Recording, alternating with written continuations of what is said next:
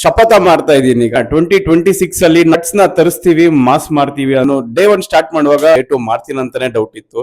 Just 75 days yet to go. Welcome back guys, ಇದು day 10 series of fat cutting.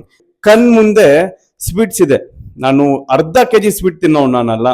ಕಣ್ ಮುಂದೆ sweet ಇಕ್ಕೊಂಡು sweet ತಿನ್ನಕ್ ಆಗ್ತಾ ಇಲ್ಲ. Because I promised you guys I won't eat sweets for 85 days discipline. ನಾನು 6 months ಮುಂಚೆ start ಮಾಡಿದೆ ಈ ಜರ್ನಿನ. I am waking up by 4:30. 8 o'clock ತನಕ ಜಿಮ್ ಅಲ್ಲಿ ಇರ್ತೀನಿ. ಫ್ರೆಶ್ ಅಪ್ ಆಗಿ ರೆಡಿ ಆಗ್ಬಿಟ್ಟು ಆಫೀಸ್ಗೆ ಹೋಗ್ತೀನಿ. 7:30 ಮನೆಗೆ ರೀಚ್ ಆದ್ರೆ ವಿಡಿಯೋ ಕಂಟೆಂಟ್ ಸ್ಟಾರ್ಟ್ ಮಾಡಕ್ ಮುಂಚೆ 9 o'clock ಎಲ್ಲ ಮಲ್ಕೊಂತಾ ಇದ್ದೆ. ಬಟ್ ನಾನು ಇವಾಗ 1 hour ಎಕ್ಸ್ಟ್ರಾ ತಗೊಂತಾ ಇದ್ದೀನಿ. ದಿವಾಲಿ ಸೆಲೆಬ್ರೇಷನ್ ಬರೋದೆ ಆಫೀಸ್ ಅಲ್ಲಿ. ವಿಡಿಯೋ ತೋರಿಸ್ತೀನಿ ಏನೇನ್ ಕೊಡ್ತಾವ್ರು ಅಂತ.